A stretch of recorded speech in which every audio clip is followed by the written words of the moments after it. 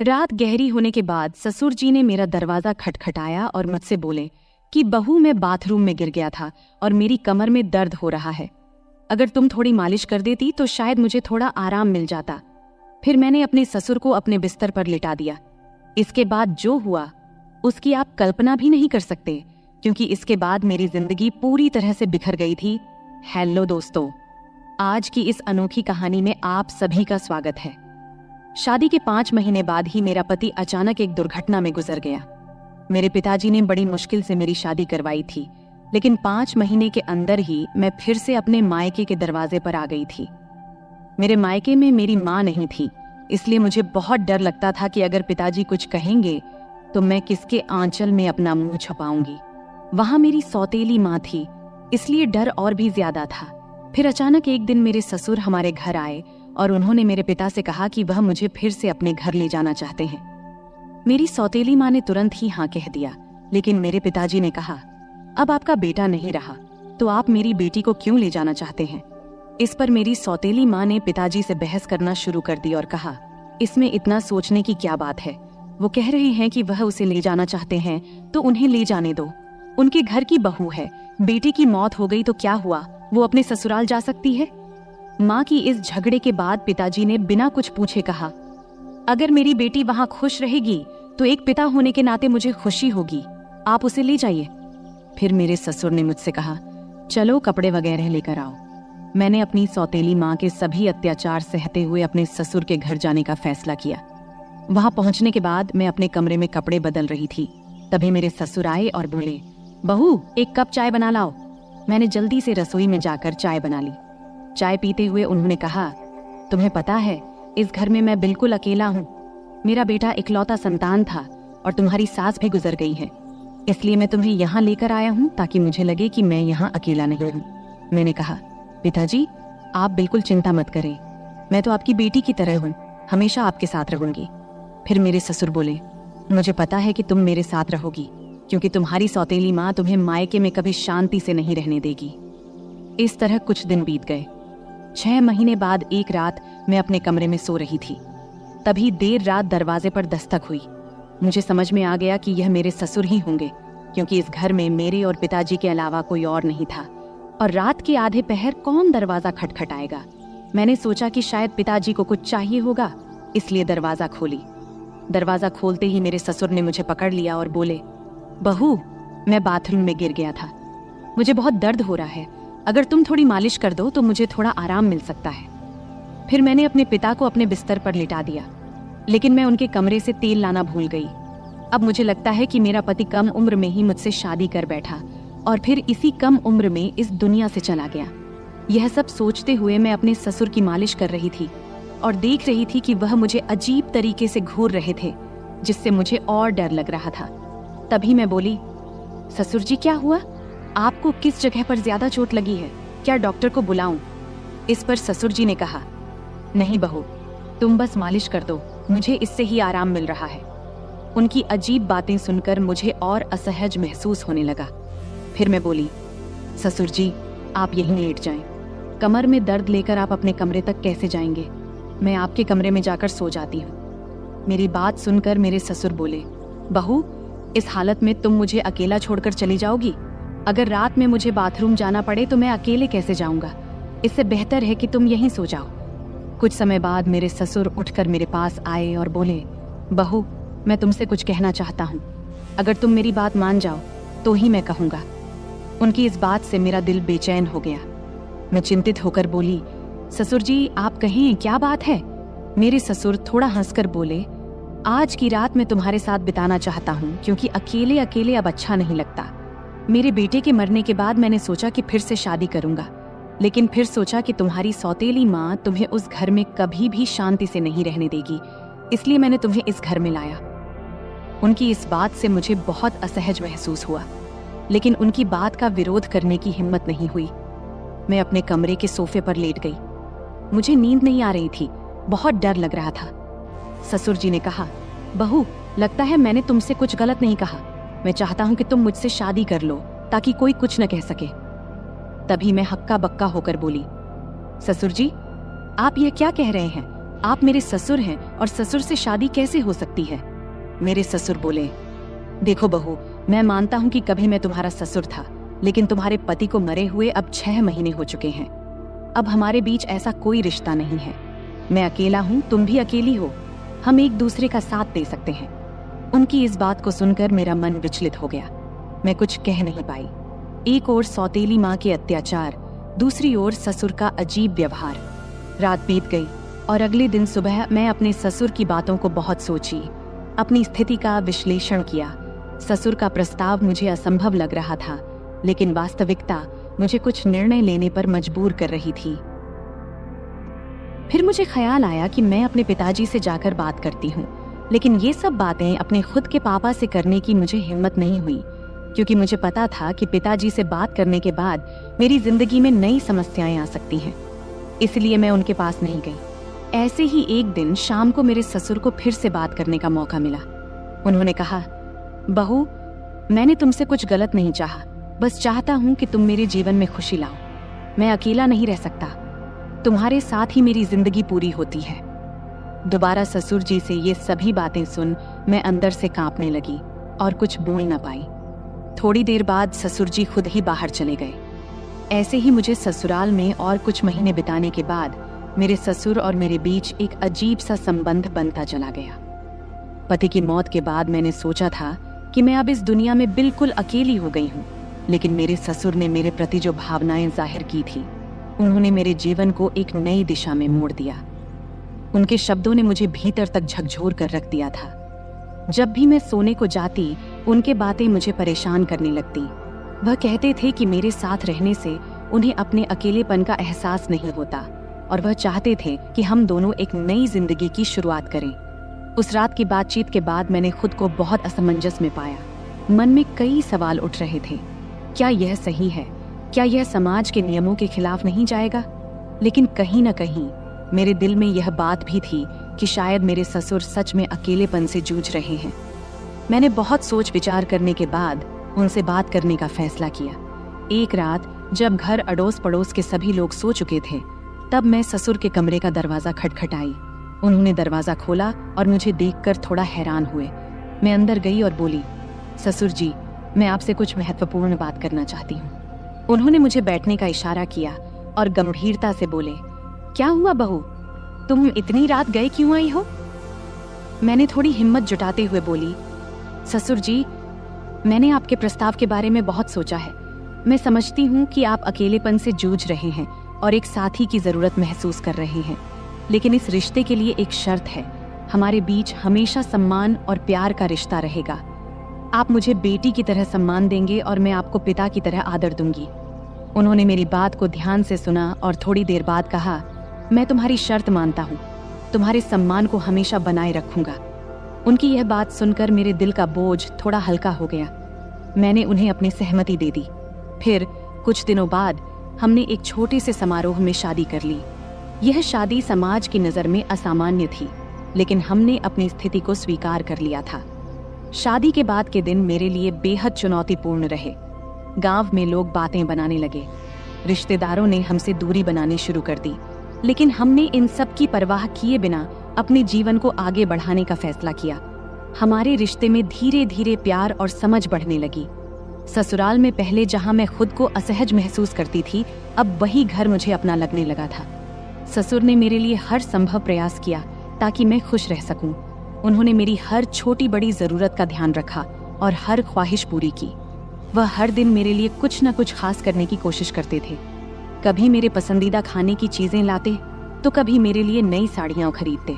धीरे धीरे मैं भी उनके प्रति एक अलग तरह का आदर महसूस करना शुरू कर दी थी। हम दोनों ने मिलकर एक नई जिंदगी की शुरुआत किया। ससुर अब मेरे जीवन का एक अभिन्न हिस्सा बन चुके थे। हमारे बीच का रिश्ता अब सिर्फ ससुर और बहू का नहीं रहा, बल्कि दो दिलों का एक मजबूत बंधन बन गया था। वह मुझे हर उस समय सहारा देते थे जब मुझे उनकी जरूरत होती थी। उन्होंने मुझे फिर से हंसना सिखाया, जीवन को नए नजरिए से देखना सिखाया। शादी के कुछ महीने बाद मैंने महसूस किया कि हमारे बीच का यह नया रिश्ता मुझे एक नई दिशा दे रहा है। हमने मिलकर कई मुश्किलों का सामना किया और हर बार एक दूसरे का साथ दिया। ससुर के साथ मेरे इस नए रिश्ते ने मुझे जीवन के कई नए पहलू दिखाए।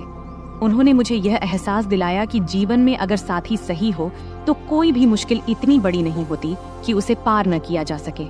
समाज की नज़र में हमने बहुत कुछ सहा, लेकिन हमने अपने फैसले पर कभी पछतावा नहीं किया। हमारे रिश्ते में धीरे धीरे एक नए तरह का प्यार और सम्मान उभरने लगा।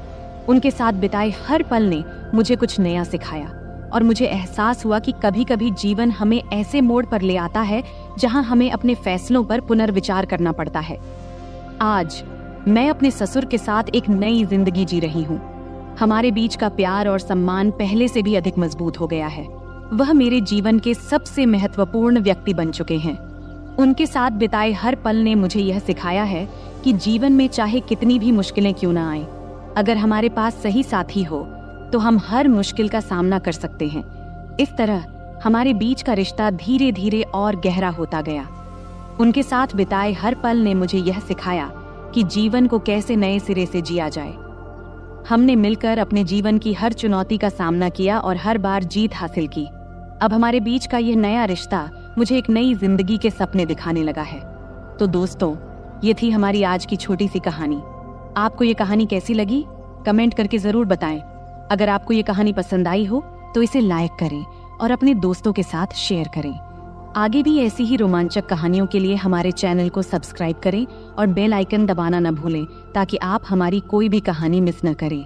धन्यवाद। नमस्ते दोस्तों, आज की इस कहानी में आपका स्वागत है। मेरा नाम सुमन है और मेरी उम्र 23 साल है। मैं दिखने में काफी सुंदर हूँ। मैं अपनी शरीर की बनावट से दिखने में थोड़ी बड़ी लगती हूँ। मेरे चेहरे की बनावट आकर्षक है, रंग गोरा है और मेरा शरीर न तो बहुत पतला है और न ही मोटा, बल्कि एकदम मध्यम है। मैं गांव में रहती हूँ, इसलिए दूसरी गांव की लड़कियों की तरह मैं भी ज्यादातर सलवार सूट पहनती हूँ। मैंने केवल 10वीं क्लास तक पढ़ाई की है और उसके बाद से घर पर ही रहती हूँ। बाहर से मुझे बहुत ही सीधी सादी और साधारण लड़की समझा जाता था। मैं इतनी होशियार या चालाक भी नहीं थी। लेकिन सच कहूं तो मेरी जिंदगी में कुछ ऐसे दिन आए जब मैंने अपनी हदों को पार कर लिया। तब जिंदगी ने मुझे कुछ ऐसी सीख दी जो मैंने कभी सोची भी नहीं थी।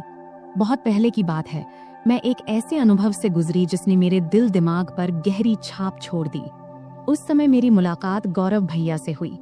मेरे जीवन में उस वक्त बहुत अकेलापन था, लेकिन गौरव भैया के साथ समय बिताना मुझे अच्छा लगने लगा। वो हमेशा मेरे प्रति बहुत केयरिंग रहते थे और उनकी मौजूदगी से मेरा मन हल्का हो जाता था। शुरुआत में जब मैं उनके साथ समय बिताती थी तो शरीर में एक अलग सा दबाव महसूस होता था, जैसे मुझे आराम की जरूरत हो। लेकिन धीरे धीरे सब कुछ सामान्य होने लगा। हमारे बीच ऐसा रूटीन बन गया कि जैसे ही मौका मिलता हम दोनों एक दूसरे के साथ वक्त बिताने के लिए बेताब हो जाते। हालांकि जब घर में और लोग होते तो हमें थोड़ा डर भी लगता कि कहीं कोई हमें देख न ले, लेकिन किसी को भी हम पर शक नहीं होता था क्योंकि गौरव भैया मुझे हमेशा दीदी कहकर बुलाते थे। वैसे भी मैं उम्र में उनसे 3 साल बड़ी थी। उस वक्त सर्दियों का मौसम था और सभी अपने अपने कमरों में रहते थे। रात को सब जल्दी ही अपने अपने कमरों में सोने चले जाते थे। तब मैं और गौरव भैया अलग अलग कमरों में सोते थे। एक दिन रात को जब मैं दरवाजा बंद करके सो रही थी तब एक ऐसी घटना घटी जिसने मेरी जिंदगी में एक नया अनुभव जोड़ा। घटना ये घाटी की, हमारे घर की एक सदस्य, मेरी मामी, काफी ज्यादा बीमार हो गई थी। इस वजह से मेरी माँ और मैं मामी को देखने उनके घर गए। तब हमें छोड़ने के लिए गौरव भैया गाड़ी लेकर आए थे। उन्होंने जब पहली बार मुझे देखा तो बोले, आप तो काफी बड़ी हो गई हो दीदी। तब मैं थोड़ा मुस्कुराई। उसके बाद जब गाड़ी में हम मामी के घर जा रहे थे तो उस वक्त रहते में ही शाम के 6 बज गए थे। तब हमें घर पहुंचने में देरी हो गई थी, इसलिए रास्ते में थोड़ा अंधेरा हो गया था। ठंड के दिन था तो 6 बजे ही अंधेरा हो जाता था। जब हम घर पहुंचे तो देखे कि मामा रसोई में खाना बना रहे थे और मामी बिस्तर पर लेटी हुई थी। तब मेरी माँ रसोई में गई और मामा से कहने लगी, जब इतनी परेशानी हो रही थी तो मुझे पहले ही बता देते, इतनी तकलीफ उठाने की क्या जरूरत थी। फिर माँ खाना बनाने में लग गई और मैं मामी के पास बैठ गई। मामी मुझे देखकर खुश हुई, लेकिन उनकी हालत काफी खराब लग रही थी। थोड़ी देर बाद मेरी माँ ने मामी को खाना दिया और अपने हाथों से खिलाया। उसी समय गौरव भैया ने मुझे आवाज दिया। तब मैं उनकी तरफ देखी और पूछी, क्या हुआ भैया? वो मेरी तरफ ही देख रहे थे, जैसे कुछ कहना चाहते हों। उनकी बातों ने बाद में मुझे एक नया अनुभव दिया। रात को जब खाने का वक्त हुआ तो मैं कमरे में गई। जहां गौरव भैया खाना खा रहे थे। उन्होंने मुझे देखते ही कहा, दीदी आइए साथ में खाना खाते हैं। मैंने मना करते हुए कहा, नहीं भैया आप पहले खाइए, मैं बाद में खा लूंगी। लेकिन उन्होंने जोर देकर मुझे बैठा लिया। मैं भी भूखी थी, इसलिए ज्यादा ना नुकुर नहीं की और हम दोनों ने साथ बैठकर खाना खाने लगी। तब हम दोनों ने बहुत मजे से खाना खाया, क्योंकि खाना हम साथ लेकर आए थे। खाना खत्म होने के बाद मैं अपनी माँ के कमरे में सोने के लिए जाने लगी।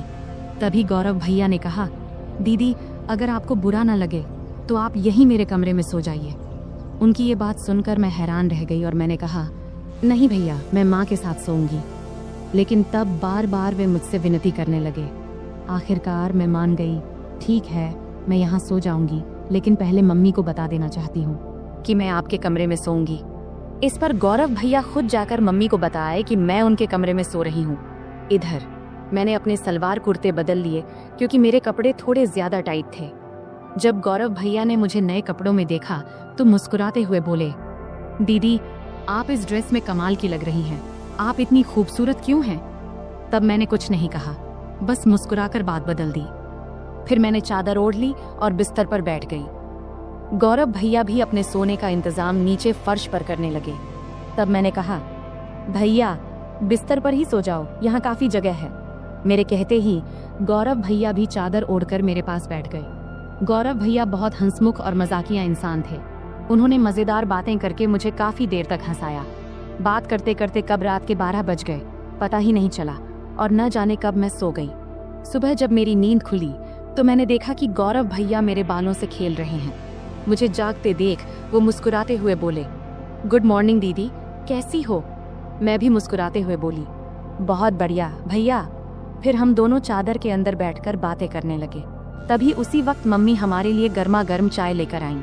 सुबह बहुत ठंडी थी, इसलिए चादर में बैठकर चाय पीना अच्छा लग रहा था। गौरव भैया बार बार मेरी तरफ देख रहे थे। मैंने मुस्कुराते हुए पूछा, क्या है भाई, ऐसे क्यों देख रहे हो? वो मजाक करते हुए बोले, आपकी आंखें बहुत बड़ी और खूबसूरत हैं। सच कहूं दीदी, आपकी आंखों में देखने से मन खुश हो जाता है। तब मैं मस्ती में बोली, सुबह जब मैं सो रही थी तब क्या कर रहे थे? तब वो हल्का सा मुस्कुराए और बोले, कुछ नहीं दीदी, आपके बाल ठीक कर रहा था। गौरव भैया दिखने में काफी सुंदर थे। उनके चेहरे पर अभी दाढ़ी मूंछ भी नहीं आई थी और चेहरा बहुत साफ था। मेरी तुलना में उनकी हाइट थोड़ी सी कम थी, लेकिन उनकी कुछ हरकतें मुझे कभी कभी हैरान कर देती थीं। सुबह का वक्त थोड़ा व्यस्त था। मम्मी घर के कामों में व्यस्त थीं और मामू काम पर जाने के लिए तैयार हो रहे थे। तब मैं भी मम्मी की मदद करने लगी। इतने में मामू खाना पैक करके काम पर निकल गए। मेरी रोज सुबह नहाने की आदत थी, इसलिए रोज की तरह मैं नहाने के लिए बाथरूम की ओर गई। मुझे नहीं पता था कि गौरव भैया भी उसी वक्त नहाते हैं। जैसे ही मैंने बाथरूम का दरवाजा खोला तो मैं शर्म से लाल हो गई और तेजी से अपने कमरे में भाग आई। गौरव भैया उस वक्त नहा रहे थे। उनके चेहरे पर साबुन लगा था, इसलिए उन्होंने मुझे देखा भी नहीं। लेकिन मैं इतनी ज्यादा शर्मिंदा हो गई कि वह दृश्य बार बार मेरे दिमाग में घूमने लगा। कमरे में बैठकर मैं अपनी ही सोच में खो गई और हल्के हल्के हंसने लगी। इतने में गौरव भैया नहाकर कमरे में आए। मुझे अकेले हंसते हुए देखकर उन्होंने मजाक में कहा, क्या बात है दीदी, आज तो बहुत खुश लग रही हो। उनकी बात सुनकर मैं थोड़ा चुप हो गई और बोली, नहीं भाई ऐसा कुछ नहीं है, बस यूं ही हंस रही थी। गौरव भैया ने मोबाइल चलाते हुए पास आकर बैठ गए और बोले, सच सच बताओ दीदी, क्या सोच रही थी जो इतनी हंसी आ रही थी? तब मैंने हंसते हुए कहा, नहीं भाई कुछ भी खास नहीं। लेकिन गौरव भैया जिद करने लगे, नहीं दीदी बताओ ना, नहीं बताओगी तो मैं गलत ही समझ लूंगा। तब मैंने कहा, प्लीज भैया इस बात को यहीं खत्म करो, इसमें सोचने लायक कुछ भी नहीं है। फिर मैं जल्दी से उठी और नहाने के लिए चली गई। नहाने के बाद मैं कमरे में वापस आई और मजाक में मैंने जानबूझकर थोड़ा सा पानी गौरव भैया की तरफ उछाल दी। ये देखकर गौरव भैया अचानक उठ खड़े हुए और मेरे बाल पकड़कर मुझे बिस्तर पर बैठा दिया। उनका ये रवैया देखकर मुझे गुस्सा आ गया। मैंने गुस्से में कहा, ये क्या कर रहे हो भैया? और गुस्से में उनका हाथ झटक दिया। इसके बाद गौरव भैया बिना कुछ कहे चुपचाप कमरे से बाहर चले गए। उनका ये व्यवहार देखकर मैं भी हैरान रह गई थी। मुझे खुद पर पछतावा होने लगा कि शायद मुझे ऐसा नहीं करना चाहिए था। फिर जल्दी से मैं अपनी बाल ठीक की और मम्मी के पास चली गई। मामी का ध्यान रख रही थीं। उन्हें दवा दे रही थीं और खाना तैयार कर रही थीं। तभी मामी ने मुझसे कहा, जाकर गौरव को बुला ला, उसे गरम गरम खाना खा लेने को बोल दे, वरना ठंडा हो जाएगा। मुझे पता था कि गौरव भैया मुझसे नाराज है। जब मैं उन्हें बुलाने गई तो देखा कि वो छत पर बैठे फोन देख रहे हैं। मैंने आवाज लगाई, भैया नीचे आओ, मम्मी बुला रही हैं, खाना खा लो। लेकिन उन्होंने कोई जवाब नहीं दिया। तब मैं और पास गई और कहा, प्लीज भैया मुझसे नाराज मत हो, मुझसे गलती हो गई, मैं माफी मांगती हूँ। तब भी वो मेरी तरफ देखा भी नहीं और फोन देखते रहे। तब मैंने उनके हाथ को पकड़कर कहा, भैया गलती सिर्फ मेरी नहीं थी, तुमने भी तो मेरे बाल खींचे थे, इसलिए मुझे गुस्सा आ गया था, अब इतना नाराज मत हो।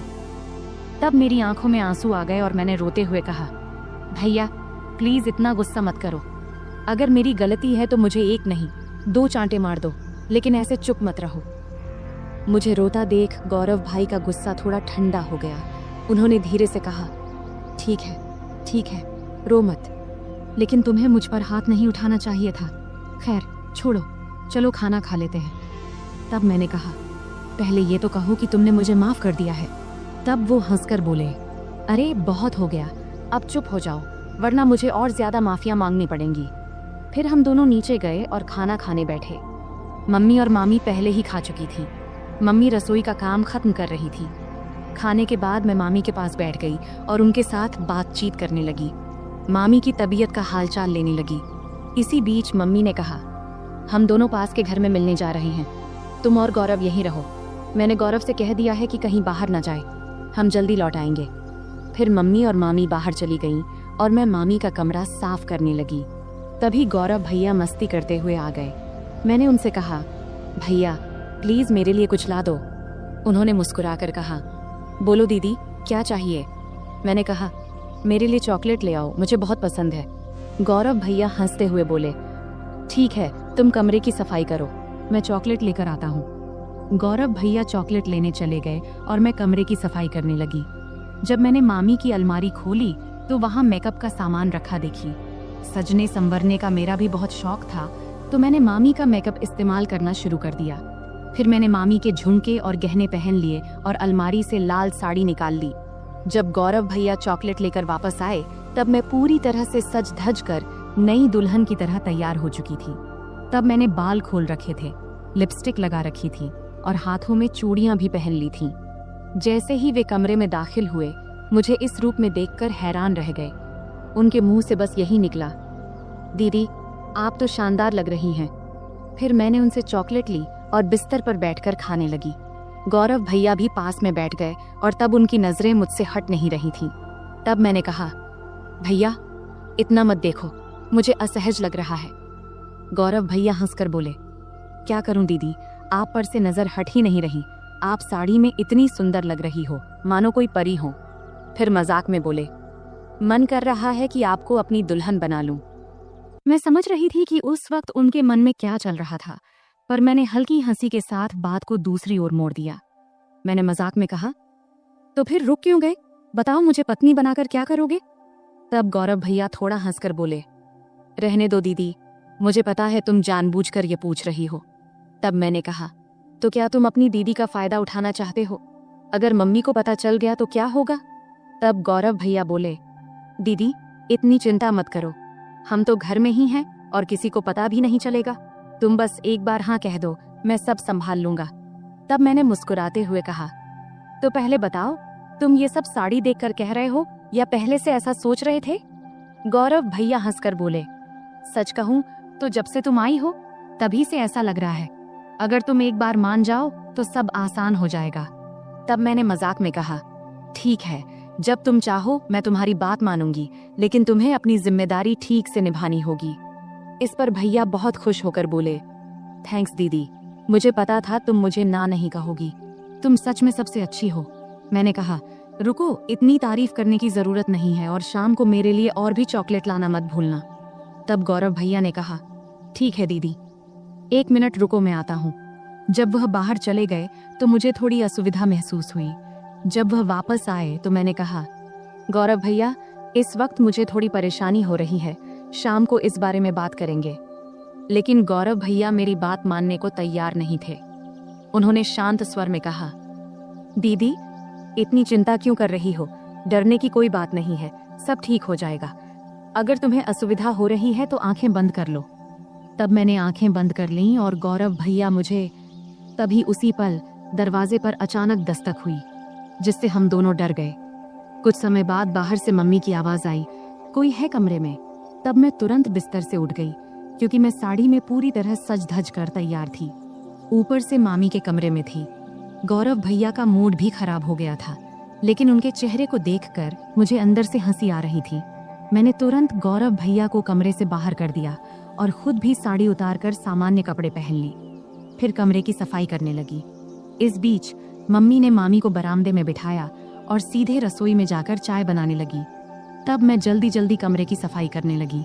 बाद में हम सबने मिलकर चाय पी। चाय पीने के बाद मम्मी काम में लग गईं और मैं बरामदे में लेट गई। समय बिताने के लिए मैंने मम्मी की मदद करनी शुरू कर दी।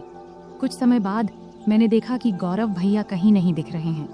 जब मैं उन्हें ढूंढने गई तो देखी कि वह बाथरूम से बाहर निकलकर हाथ धो रहे थे, लेकिन उनके चेहरे से लग रहा था कि उनका मूड अभी भी ठीक नहीं है। तब उन्हें देखकर मैं हंसी नहीं रोक पाई और हंसते हुए बोली, क्या हुआ, इतना उदास क्यों हो? मजाक में मैंने कहा, भैया तुम ऐसे क्यों हो? गौरव भैया हंसते हुए बोले, अगर तुम मेरी जगह होती तो तुम भी ऐसे ही करती। तुम लड़की हो, इसलिए इतनी बातें कर पा रही हो। मैं हंसकर बोली, ठीक है भैया, बस थोड़ा इंतजार करो, रात होने पर तो कोई डिस्टर्ब नहीं करेगा। तब गौरव भैया बोले, दीदी समस्या तो इसी रात के इंतजार में है, हर मिनट घंटों जैसा लग रहा है। तभी मम्मी ने आवाज दी, तुम्हारे भाई बहन की बातें खत्म हो गई हो तो थोड़ा काम में हाथ बंटाओगे? मम्मी की आवाज सुनते ही मैं उठकर जाने लगी और जाते जाते मजाक में बोली, गौरव भैया याद रखना, अगर चॉकलेट नहीं मिला तो मैं भी कुछ नहीं दूंगी। फिर मैं रसोई में चली गई। इस बीच मामा भी घर लौट आए थे। तब मैंने उन्हें खाना परोस दिया। मामा जी बहुत थके हुए थे, वे हमारे साथ थोड़ा बैठकर बात किए, फिर जल्दी सो गए। मम्मी मामी को खाना खिला रही थी और उन्हें दवाई दे रही थी। मैंने भी अपना खाना खा लिया और समय बिताने के लिए टीवी देखने लगी। सर्दी का मौसम होने के कारण हम जल्दी बिस्तर में चले गए, लेकिन मम्मी अभी भी अपने काम में लगी हुई थी। तब मैं मामी के कमरे में चली गई और बैठकर फोन में व्यस्त हो गई। इतना डूबी थी कि मुझे पता ही नहीं चला कि कब गौरव भैया खाना खाकर अपने कमरे में चले गए और मेरा इंतजार कर रहे थे। मैं अपनी रोज की सीरियल देखने में व्यस्त थी। जब मैं नहीं गई तो गौरव भैया खुद मुझे बुलाने आ गए। कमरे में आकर भैया बोले, दीदी आओ, मैं तुम्हारा बहुत देर से इंतजार कर रहा हूँ। तभी मम्मी ने कहा, कोई बात नहीं, अगर तुम अकेले सोना चाहते हो तो सो जाओ, तुम्हारी दीदी मेरे साथ सो जाएगी। मम्मी की बात सुनते ही भैया जल्दी से बोले, नहीं नहीं, हम तो बस बातें कर रहे थे, वैसे भी कुछ दिनों बाद आप लोग चले जाएंगे, फिर पता नहीं कब मुलाकात होगी और दीदी के साथ खेल पाऊंगा। तब मैंने मम्मी को आश्वस्त करते हुए कही, मम्मी भैया सही कह रहे हैं। इसके बाद मम्मी ने कहा, ठीक है, जैसा तुम चाहो, और हम कमरे में चले गए। कमरे में जाते ही गौरव भाई ने जल्दी से दरवाजा बंद कर दिया। तब मैं समझ गई कि भैया अब और इंतजार नहीं कर पा रहे हैं, लेकिन तब भी मम्मी और मामी जाग रहे थे, इसलिए मैंने कहा, भैया थोड़ा धैर्य रखो, सब सो जाएं, फिर बात करेंगे। अगर किसी ने मेरी आवाज सुन ली तो मुश्किल हो जाएगी। भैया बोले, दीदी और इंतजार नहीं होता। तभी मुझे चॉकलेट की याद आई। मैंने कहा, ठीक है भैया, लेकिन पहले मेरी चॉकलेट दो। भैया ने तुरंत जेब से चॉकलेट निकालकर दे दिया। फिर मैं चॉकलेट खाने लगी और भैया परफ्यूम लगाने लगे। शुरुआत में हम मजाक में थोड़ी थोड़ी नोक झोंक करने लगे। इससे हमारे बीच मजेदार झगड़ा शुरू हो गया। हम बिस्तर पर कूदने लगे, क्योंकि हमारी उम्र अभी भी छोटे बच्चों जैसी थी। तभी मम्मी ने चिल्लाकर कहा, सुमन बहुत हो गया, अब सो जाओ, क्योंकि बिस्तर की आवाज उनके कमरे तक जा रही थी। इसके बाद गौरव भैया ने तुरंत फर्श पर बिस्तर बिछा दिया, जिससे आवाज बंद हो गई। फिर गौरव भैया ने मुझे रात के 3 बजे तक सोने नहीं दिया। सुबह जब हमारी आंख खुली तब मम्मी दरवाजा खटखटा रही थी। उसमें बिस्तर पर ही थी, लेकिन उठ नहीं पा रही थी, इसलिए गौरव भैया ने मुझे उठाकर बिस्तर पर बिठा दिया और खुद दरवाजा खोलने गए। तब मम्मी हमारे लिए चाय लेकर आईं। मुझे देखकर उन्होंने कहा, मैंने कहा था सुमन समय पर सो जाना, अब देखो तो तुम्हारी आंखें कितनी लाल हो गईं। मेरी आंखें अब सच में लाल हो गई थीं। मैंने बिना कुछ कहे चाय पीना शुरू कर दिया। यहाँ तक कि मैंने मुंह भी नहीं धोया क्योंकि पूरा शरीर दर्द से टूट रहा था। मम्मी चाय रखकर चली गईं। गौरव भैया जब कमरे में आए तो मैंने गुस्से में कहा, भैया मैंने तो कहा था थोड़े समय के लिए, लेकिन तुमने मेरी बात नहीं मानी। अब देखो मेरा शरीर कितना थक गया है, मैं ठीक से खड़ी भी नहीं हो पा रही हूँ। अगर मम्मी ने पूछ लिया तो मैं क्या कहूँगी? तब गौरव भैया ने जल्दी से जवाब दिया, दीदी चिंता मत करो, मैं मेडिकल स्टोर से दवा लेकर आता हूँ, उसे लेने के बाद तुम्हारा शरीर ठीक हो जाएगा। इसके बाद मैंने लगातार 4-5 दिन तक भैया को पास नहीं आने दिया, लेकिन इससे उनका उत्साह कम नहीं हुआ। वे हर दिन मेरे आसपास घूमते रहते थे और नियमित रूप से चॉकलेट लाते रहते थे। भैया मेरे सारे काम कर देते और मैं जो चाहती वे हंसते हंसते कर देते, इसलिए मैंने भी इसका मजा लेना शुरू कर दिया। कभी कभी उनसे पैर का दर्द कम करने के लिए मसाज करवा लेती, कभी सिर की मालिश करवा लेती, मस्ती में कभी कभी हल्के से मार देती और सारा दिन उनके फोन पर सीरियल देखती। 4-5 दिनों के बाद भैया का व्यवहार थोड़ा बदल गया, इसलिए मैंने उन्हें ज्यादा कुछ नहीं कहा। एक दिन हम दोपहर में घर में अकेले थे और बहुत मस्ती किए। उस दिन घर में कोई नहीं था। भैया ने पूरा दिन मुझे कहीं बैठने नहीं दिया और हमेशा अपने पास रखा। इस घटना के बाद मैं और भैया बहुत सामान्य हो गए। जब भी उनका मन करता वे मुझे कमरे में बुला लेते और मैं भी अब इसकी आदत डाल चुकी थी। हमने उन दिनों का भरपूर आनंद लिया, लेकिन जीवन में हर अच्छे समय के बाद एक बुरा समय भी आता है और ये बुरा समय भी भैया की वजह से ही आया। दरअसल 20 दिन के बाद अब हमें गांव लौटना था, क्योंकि अब मामी काफी स्वस्थ हो चुकी थी और हमें वहां बहुत दिन हो गए थे। तब मम्मी ने अचानक वापसी का फैसला किया और उन्होंने पापा को कुछ भी नहीं बताया। जब मैंने और भैया ने ये सुना तो हमें बिल्कुल अच्छा नहीं लगा। तब भैया बोले, दीदी जाने से पहले आखिरी बार थोड़ा समय दे दो, कौन जाने फिर कब मिलेंगे। तब अंदर से मैं भी तैयार थी, लेकिन उस दिन घर में सभी लोग थे, यहाँ तक कि मामा भी आज घर पर ही थे। तब मामा मम्मी से बोले, दीदी आज रुक जाओ, मैं कल तुझे बस स्टैंड तक छोड़ दूंगा। ये सुनते ही मुझे थोड़ी खुशी हुई, क्योंकि एक रात हमारे पास थी। तब आखिरकार मम्मी भी मान गई। फिर हम बहुत ही बेसब्री से रात का इंतजार करने लगे। जब रात हुई तो जल्दी से खाना खा के हम अपने कमरे में चले गए। तब हम इतने असावधान हो गए थे कि दरवाजा भी ठीक से बंद नहीं किया था। तब थोड़ी ही देर में अचानक मामा ने आकर हमें उस स्थिति में देख लिया। मैं तो डर से कांपने लगी और तुरंत वहां से हट गई। मामा तब बहुत गुस्से में थे, लेकिन उन्होंने धैर्य रखा और पूरी स्थिति को संभाला। उन्होंने हम पर गुस्सा ना करके हमारी गलतियां हमें समझाईं और उस दिन ने मुझे एक बड़ा सबक सिखाया। तब मामा के प्यार और सहयोग से हमने स्थिति को संभाल लिया। उसके बाद से मैंने अपनी गलतियों से बहुत कुछ सीखा। उस घटना के बाद मैंने कभी ऐसा कुछ नहीं किया जिससे मेरे परिवार को शर्मिंदा होना पड़े। तो दोस्तों, हमारी जिंदगी में गलतियां हो सकती हैं, लेकिन उनसे सीखना सबसे महत्वपूर्ण है। अगर आपके जीवन में कभी ऐसी स्थिति आए तो उसे संभालने की कोशिश करें और परिवार के साथ हमेशा खुलकर बात करें। यह कहानी हमें सिखाती है कि किसी भी रिश्ते में सीमा रेखा होना महत्वपूर्ण है। अत्यधिक निकटता कभी कभी गलत फहमियों का कारण बन सकती है, इसलिए हमें हमेशा अपने और दूसरों के सुविधा को प्राथमिकता देनी चाहिए। परिवार के माहौल और रिश्तों का सम्मान करना बहुत महत्वपूर्ण है। हमें यह सुनिश्चित करना चाहिए कि हमारे कार्यों से परिवार के किसी भी सदस्य को शर्मिंदा न होना पड़े। इंसान से गलतियां हो सकती हैं, लेकिन उन गलतियों से सीखना और भविष्य में सही निर्णय लेना एक परिपक्व मानसिकता का परिचय है। किसी भी स्थिति में सचेत रहना आवश्यक है। दरवाजा बंद न करने की घटना एक छोटी गलती थी, लेकिन इसने बड़ी समस्या खड़ी कर दी। इससे समझ में आता है कि छोटी छोटी बातों में भी सावधानी बरतनी चाहिए, क्योंकि इनका जीवन पर बड़ा असर पड़ सकता है। तो दोस्तों, यह थी हमारी आज की छोटी सी कहानी। आपको यह कहानी कैसी लगी, कमेंट करके जरूर बताएं। अगर आपको यह कहानी पसंद आई हो तो इसे लाइक करें और अपने दोस्तों के साथ शेयर करें। आगे भी ऐसी ही रोमांचक कहानियों के लिए हमारे चैनल को सब्सक्राइब करें और बेल आइकन दबाना न भूलें, ताकि आप हमारी कोई भी कहानी मिस न करें। धन्यवाद। नमस्ते दोस्तों, आज की इस कहानी में आपका स्वागत है। इस कहानी में मेरा नाम राहुल है। मैं उत्तर प्रदेश के एक छोटे से शहर अंबेडकर नगर में रहता हूँ। वहीं मैं और मेरा परिवार रहता है। पैसे की कमी नहीं है, पिताजी खूब कमाते हैं और मैं कॉलेज में पढ़ता हूँ। आज मैं आपको मेरी अचानक घटी एक कहानी सुनाने जा रहा हूँ। यह उस समय की बात है जब मैं कॉलेज में पढ़ता था, और उस समय मैं उतना होशियार भी नहीं था। हमारे घर में मैं, मेरी मम्मी और मेरे पिताजी रहते हैं। हमारा घर काफी बड़ा है, जैसे किसी अमीर का बंगला हो। पिताजी हमेशा सुबह काम पर निकल जाते हैं और रात को देर से घर आते हैं। उस समय घर पर मैं और मम्मी ही होते थे। मैं कुछ देर पढ़ाई करता था और फिर सो जाता था, लेकिन मम्मी हमेशा पिताजी का इंतजार करती रहती थी। उस समय मैं कॉलेज के आखिरी साल में था। एक सुबह जब मैं कॉलेज जाने की तैयारी कर रहा था तो मैंने मम्मी की तेज आवाज सुनी। वो कह रही थी, क्या कर रहे हो तुम?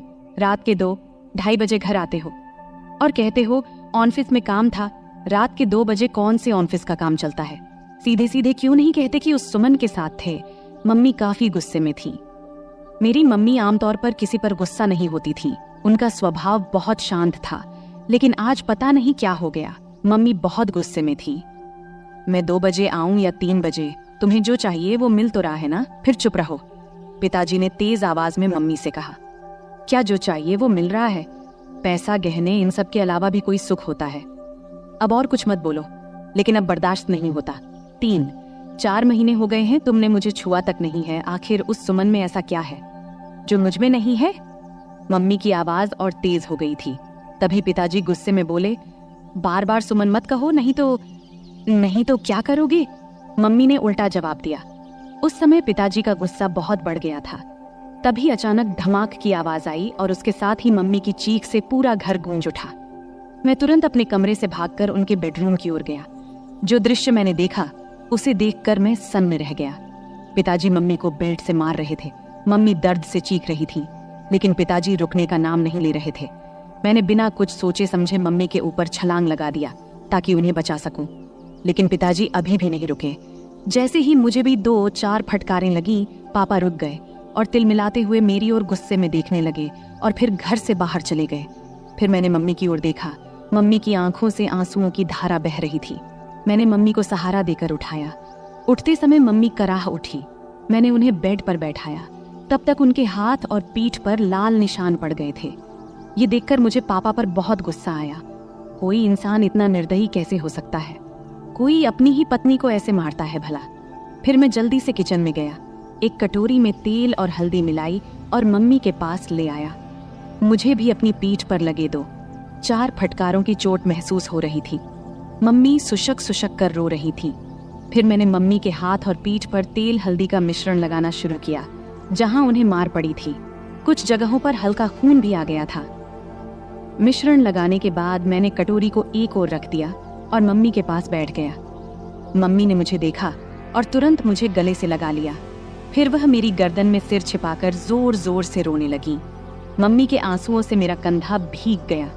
मैं उनकी पीठ थपथपाकर उन्हें शांत करने की कोशिश कर रहा था। हम दोनों काफी देर तक यूं ही एक दूसरे की बाहों में रहे। तभी मम्मी के हाथ जब मेरी पीठ के निशानों को छूने लगे तो दर्द की तेज लहर उठी और मैं कराह उठा। मम्मी को जैसे ही इसका एहसास हुआ वो तुरंत मुझसे दूर हट गई। फिर मम्मी ने मेरा शर्ट ऊपर उठाया और उसी कटोरी से तेल हल्दी का मिश्रण धीरे धीरे मेरी पीठ पर लगाने लगी। लगाते समय भी वो सुशक रही थी। तू क्यों मेरे लिए बीच में आया? बेवजह तुझे मार पड़ी, मम्मी ने ऐसा कहा। फिर मैंने उनसे कहा, मम्मी, तुम्हारे लिए अगर मेरी जान भी चली जाती तो मुझे कोई दुख नहीं होता, लेकिन उन्होंने तुम्हें क्यों मारा? जब मैंने यह पूछा तब मम्मी मेरी ओर देखते हुए बोली, तुझे बताऊं या ना बताऊं ऐसा सोच रही हूँ। छोड़, पर अब तुझे ये सब जान लेना चाहिए। पिछले 2 साल से तुम्हारे पापा ऑफिस की एक लड़की के चक्कर में हैं। रात को देर से आते हैं और मेरा तो जैसे कोई अस्तित्व ही नहीं है उनके लिए। और मुझे ये बताते हुए भी शर्म आ रही है कि पिछले कई महीनों से उन्होंने मुझे छुआ तक नहीं है। कई बार तो मन करता है कि अपनी जान दे दूं, पर मेरे बाद तेरा क्या होगा, ये सोचकर मैंने ऐसा कदम नहीं उठाया। पर सच में अब इस जिंदगी से थक चुकी हूँ। अब मैंने तय कर लिया है, एक ही घर में रहूंगी, लेकिन उनसे कोई भी संबंध नहीं रखूंगी। मम्मी की ये बातें सुनकर मैं सोच में पड़ गया। इतनी खूबसूरत, सुशिक्षित और समझदार मम्मी होने के बावजूद पापा किसी दूसरी औरत के चक्कर में कैसे पड़ गए? मन ही मन मैंने पापा के इस कर्म को दोषी ठहराया। मम्मी वाकई बहुत सुंदर थी। सुंदर चेहरा, नाजुक नाक, गुलाबी होंठ, 5.5 फुट की ऊंचाई, गोरा रंग। वो एकदम किसी चित्र में बनाई गई देवी की तरह दिखती थी। फिर भी पिताजी को उनकी सुंदरता क्यों नहीं दिखती देती थी। उस दिन के बाद से मम्मी ने पापा से बात करना बंद कर दिया। वो मेरे कमरे में मेरे पास ही सोने लगी। पापा महीने में घर का सारा सामान भरवा देते थे और टीवी के पास वाली दराज में 5 से 7 हजार रुपये रख जाते थे। अब तो पापा घर पर खाना भी नहीं खाते थे, वो उस औरत के घर से ही खाकर आते थे और कभी कभी घर आते भी नहीं थे। धीरे धीरे ऐसे ही और 3 साल बीत गए। तब मैं कॉलेज की पढ़ाई पूरी कर चुका था और एक IT कंपनी में काम करने लगा था और अब मैं 24 साल का हो गया था। रोज का व्यायाम और अच्छा खान पान करने की वजह से मेरी सेहत भी अच्छी हो गई थी। अब तो पापा महीने में 2-3 बार ही घर आते थे, मुझसे भी कम ही बात करते थे। हालांकि मम्मी अब उस सदमे से उबर चुकी थी, लेकिन उनके चेहरे पर हमेशा उदासी छाई रहती थी। मैंने उन्हें कभी हंसते हुए नहीं देखा था। यह देखकर मुझे बहुत बुरा लगता था। जब मैं नौकरी पर गया तो कंपनी ने मुझे लैपटॉप दिया, इसलिए मैंने घर पर इंटरनेट कनेक्शन भी लगवा लिया। बचपन से मम्मी के साथ रहने के कारण मेरे पास ज्यादा दोस्त नहीं थे। मम्मी ही मेरी सबसे करीबी दोस्त थी। संध्या के समय जब मैं काम से घर लौटता तो फ्रेश होकर चाय पीता और फिर बेडरूम में जाकर लैपटॉप पर इंटरनेट चलाता। यह मेरा समय बिताने का जरिया बन गया था। उस वक्त की उम्र के कारण मैं इंटरनेट पर तरह तरह फिल्में देखता रहता था, लेकिन मुझे सबसे ज्यादा माँ और बेटे के बीच की फिल्में पसंद आने लगी थी। धीरे धीरे मेरी नजरें मम्मी को देखने के तरीके में भी बदलाव आने लगा था। एक दिन सोमवार का दिन था, रात के करीब 9 बजे होंगे। अचानक पापा घर आए। हमारा घर मम्मी के नाम पर था। पापा मम्मी से कहने लगे कि घर उनके नाम कर दें। तब मम्मी ने इनकार किया तो पापा उन्हें बहुत बुरा भला कहने लगे। मम्मी चुपचाप सुनती रहीं। तभी पापा ने मम्मी के गाल पर थप्पड़ मार दिया। ये देख अब मेरा खून खौल उठा। पापा दूसरा थप्पड़ मारने ही वाले थे, तभी मैंने उनका हाथ पकड़ लिया और कहा, पापा अब बहुत हो गया, ये तमाशा बहुत हो चुका है, अब और नहीं सहन कर सकता। आज से इस घर में कदम रखा तो इसका अंजाम अच्छा नहीं होगा। फिर मम्मी ने भी गुस्से में पापा को खूब डांटा। पापा मम्मी की जोर से डांटने पर अचानक रुक गए और मेरे ताकतवर शरीर को देखकर वहां से चले गए। फिर मैंने दरवाजा बंद कर दिया और मम्मी के पास चला गया। मम्मी ने मुझे आंसुओं से भरी आंखों से देखा और दौड़ते हुए आईं। फिर मुझे गले से लगा लिया और फूट फूट कर रोने लगी। मैंने भी मम्मी की कमर को कसकर पकड़ा और उन्हें अपनी बाहों में भर लिया। मम्मी हिचकियां ले रही थी और बोल रही थी, ठीक किया बेटे, इस आदमी की यही औकात है। आज के बाद अगर ये घर में दोबारा ना आए तो अच्छा ही है। मम्मी बोली, अब इस घर में उसकी आने की हिम्मत नहीं होगी और अगर आ भी गया तो मैं उसे छोड़ूंगा नहीं। मैंने गुस्से में मम्मी से कहा। फिर मम्मी ने चिंतित होते हुए कहा, राहुल बेटा, मत उलझ इस आदमी से। अगर तुझे कुछ हो गया तो मैं किसके सहारा रहूंगी। फिर मैंने भावुक होकर बोला, तू चिंता मत कर मम्मी, उस समय मेरे पास नौकरी नहीं थी इसलिए हम मजबूर थे, लेकिन अब मेरे पास अच्छी नौकरी है। तू चिंता मत कर, मैं तुझे कुछ नहीं होने दूंगा, मैंने मम्मी को आश्वस्त देते हुए कहा। फिर एक दिन मैं दोपहर में काम से घर वापस आया। मैंने अपनी चाबी से दरवाजा खोला और अंदर आया। तभी मुझे एक अजीब आवाज सुनाई दी। मैं बेडरूम के दरवाजे के पास गया, तब दरवाजा अंदर से बंद था। मैंने दरवाजे की होल से अंदर झांका और देखा कि मम्मी अंदर किसी के साथ थीं। जो नज़ारा मैंने देखा उसे देखकर मैं चौंक गया। लगभग 10 मिनट तक मैं वहीं देखता रहा। अचानक मम्मी बेहोश होकर गिर पड़ी। फिर मैं दरवाजे से हट गया और धीरे से बाहर बरामदे का दरवाजा खोला। फिर जोर से कहा, मम्मी मैं आ गया हूँ, तुम कहाँ हो? ये कहते हुए मैंने अपने हाथ में पकड़ा बैग सोफे पर रख दिया और जूतों के फीते खोलने लगा। कुछ ही देर में मम्मी ने बेडरूम का दरवाजा खोला और बाहर आई। मुझे अचानक देखकर उनके चेहरे पर घबराहट और आश्चर्य के भाव थे। मैंने जल्दी से अपने जूते उतारे और बेडरूम में घुस गया। टेबल पर मुझे केले की प्लेट दिखाई दी। मैंने एक केला उठाया और खाने लगा। मम्मी मेरे पीछे पीछे आई। मैं जैसे ही केले को खाने वाला था, मम्मी कुछ बोलने वाली थी, लेकिन मैंने पहले ही केले को मुंह में डाल लिया था। मम्मी हैरानी से मेरी ओर देख रही थी और मैं शांति से केला खा रहा था। केला थोड़ा कच्चा था, इसलिए पूरी तरह से मीठा नहीं था। मम्मी, केले बहुत अच्छे हैं और है क्या? मैंने केले खाते हुए मम्मी से पूछा। मम्मी ने कुछ जवाब दिया, लेकिन अपने मुंह में ही। लेकिन दोस्तों, मैं आपको बताता चलूं, उन केलों का स्वाद इतना अच्छा था कि कुछ मत पूछो। केले खाने के बाद मैं बाथरूम में जाकर फ्रेश हो गया और फिर कमरे में जाकर लैपटॉप खोल लिया। फिर मैं एक रोमांटिक मूवी देखने लगा। फिर रात के खाने के बाद मैं बेडरूम में सोने चला गया। थोड़ी देर में मम्मी भी सब काम निपटाकर सोने आई। मम्मी ने हल्के गुलाबी रंग का नाइट गाउन पहना हुआ था। तब मैंने लैपटॉप से नजरें हटाकर मम्मी की ओर देखा। मम्मी नीचे झुककर तकिया ठीक कर रही थी। तकिया सही करने के बाद मम्मी बिस्तर पर लेट गईं। तब मैंने भी अपना लैपटॉप बंद कर दिया, फिर लाइट बंद किया और सोने की कोशिश करने लगा। लेकिन मुझे नींद नहीं आ रही थी। मेरे दिमाग में दिन की वो घटना बार बार घूम रही थी। बहुत देर तक मैं जागा रहा, जबकि मम्मी शांति से सो रही थी। कुछ समय बाद मम्मी ने करवट ली और मेरी तरफ पीठ करके सो गईं। फिर उन्होंने छत की ओर मुंह करके लेटना शुरू किया। मैं थोड़ी देर के लिए डर गया, लेकिन जब मम्मी जागी नहीं तो मुझे थोड़ी राहत मिली। मेरी हिम्मत बढ़ी और मैं धीरे धीरे मम्मी की ओर देखने लगा। मम्मी ने कुछ ही पल के लिए मेरी ओर देखा और फिर अपनी आंखें बंद कर लीं। मैंने समझ लिया कि वो अभी भी जाग रही हैं। मैं थोड़ा और आगे बढ़ा और खुद को संतुष्ट महसूस किया। मम्मी भी खुश थीं। उन्होंने कुछ नहीं कहा, लेकिन मुझे एहसास हो रहा था कि उन्हें भी संतोष मिला है। मम्मी, क्या हुआ? तुम चुप क्यों हो? क्या तुम्हें अच्छा नहीं लगा?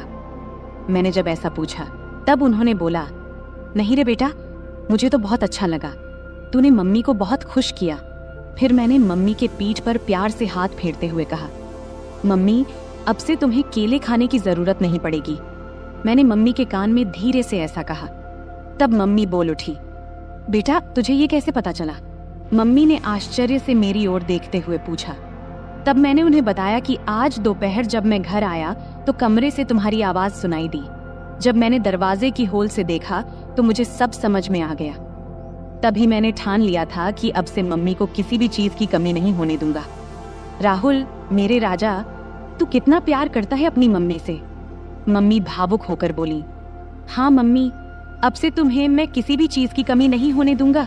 मैंने कहा, अब पापा भी हमें सताने नहीं आएंगे और अब वो दोबारा इस घर में कदम नहीं रखेंगे। इसलिए तुम अब चिंता मत करना, हम अब सुख से रहेंगे। मैंने मम्मी को आश्वस्त किया। उस दिन हम दोनों ने सुख और शांति का आनंद लिया और फिर आराम से सो गए। अगली सुबह मम्मी ने सारे काम निपटाए और मुझे उठाने आई। मैंने जल्दी से तैयार होकर चाय पिया और हम दोनों गपशप करने लगे। तभी हमने देखा कि पापा अचानक से आकर हमारे सामने खड़े हो गए। तब मम्मी ने पापा से पूछा, अब क्या चाहिए तुम्हें? एक बार कह दिया कि हम ये घर नहीं देंगे तो फिर क्यों आए हो? पापा ने जवाब दिया, मुझे अब घर नहीं चाहिए। मैं बस ये बताने आया हूँ कि मैं अब दूसरी शादी करने जा रहा हूँ, तो मुझे तुमसे तलाक चाहिए। फिर मम्मी ने मेरी ओर देखा और पूछा, तुम्हारा क्या कहना है? मैंने कहा, मम्मी, जो तुम्हें सही लगे वो करो। मैं तुम्हें किसी भी चीज की कमी नहीं होने दूंगा, मेरा भरोसा करो। मम्मी ने फिर पापा को तलाक के लिए हाँ कह दिया। दोपहर को मम्मी और पापा दोनों ऑफिस गए और अपने बाकी कानूनी काम निपटा कर लौटे। उसके बाद से पापा कभी हमें दिखाई नहीं दिए और हमने भी उन्हें कभी ढूंढने की कोशिश नहीं की। हम दोनों अब अपने घर में खुश थे और पापा भी अपने सेक्रेटरी के साथ खुश थे। अब हम दोनों अकेले रहते हैं और अपने सुख दुख का ख्याल रखते हैं। ऐसे ही चलते चलते अब कई साल बीत चुके हैं। अब मम्मी मुझसे कहने लगी है कि अभी तेरा बहुत जीवन बाकी है, तू किसी अच्छी लड़की को देख ले जिससे मैं तेरा विवाह करा सकूं, और हाँ, शादी के बाद मुझे भूल मत जाना। मैंने हंसते हुए कहा, तुम्हें कैसे भूल सकता हूँ मम्मी, तुम तो मेरी मम्मी हो। फिर हम दोनों हंसने लगे। अगले कुछ महीनों तक हमारा जीवन बहुत शांति और खुशी से बीत रहा था। मम्मी और मैं अब एक दूसरे का ख्याल रखते थे और एक दूसरे के साथ खुश थे। लेकिन मम्मी की बात मेरे दिमाग में अक्सर घूमती रहती थी। उन्होंने कहा था कि अब मुझे अपने जिंदगी के बारे में सोचना चाहिए और किसी अच्छी लड़की से शादी कर लेनी चाहिए। मैंने इस बारे में गंभीरता से सोचना शुरू किया और एक दिन मम्मी से खुलकर बात किया। मैंने उनसे कहा, मम्मी, आपने सही कहा था, अब वक्त आ गया है कि मैं अपने जीवन के अगले पड़ाव की ओर बढ़ूं। मुझे लगता है कि अब मुझे भी किसी के साथ अपना जीवन बिताने की जरूरत है। मम्मी ने मेरे चेहरे की ओर देखा और प्यार से मुस्कुराई। फिर उन्होंने कहा, बिल्कुल बेटा, मैं हमेशा चाहती थी कि तू अपनी जिंदगी को खुशी और प्यार से भर ले। मैं तेरे लिए बहुत खुश हूँ। इसके बाद मम्मी ने मेरे लिए लड़की देखनी शुरू की। कुछ ही दिनों में मम्मी को एक अच्छा रिश्ता मिला। लड़की का नाम स्नेहा था। स्नेहा बहुत समझदार और संस्कारी लड़की थी। जब मैंने उससे पहली बार मुलाकात किया तो मुझे ऐसा लगा जैसे मेरे जीवन का वो खालीपन भर गया हो। स्नेहा और मैं जल्द ही शादी के बंधन में बंध गए। शादी के बाद हमारा घर और भी खुशहाल हो गया। मम्मी, स्नेहा और मैं एक परिवार की तरह रहने लगे। मम्मी को अब इस बात की खुशी थी कि उन्होंने मुझे अकेलेपन से बाहर निकालकर मेरे लिए एक नया जीवन शुरू करने में मदद की थी। समय बीतता गया और हमारा जीवन पहले से भी बेहतर होता चला गया। मम्मी अब पहले से ज्यादा खुश थीं और मुझे भी इस बात की तसल्ली थी कि मैंने उनका हर सपना पूरा कर दिया था। अंत में मैंने सीखा कि जीवन में रिश्तों की अहमियत कितनी होती है। चाहे वो माँ बेटे का रिश्ता हो या पति पत्नी का, सच्चा प्यार और सम्मान ही रिश्तों को मजबूत बनाता है। और यही सीख मैंने अपने जीवन में उतारी। तो दोस्तों, इस कहानी का यही संदेश है कि परिवार ही हमारी असली ताकत है और जब हम अपने परिवार के साथ खड़े होते हैं तो हर मुश्किल आसान हो जाती है। उम्मीद है कि आपको यह कहानी पसंद आई होगी। ऐसे ही और कहानियों के लिए चैनल को सब्सक्राइब जरूर करें। धन्यवाद।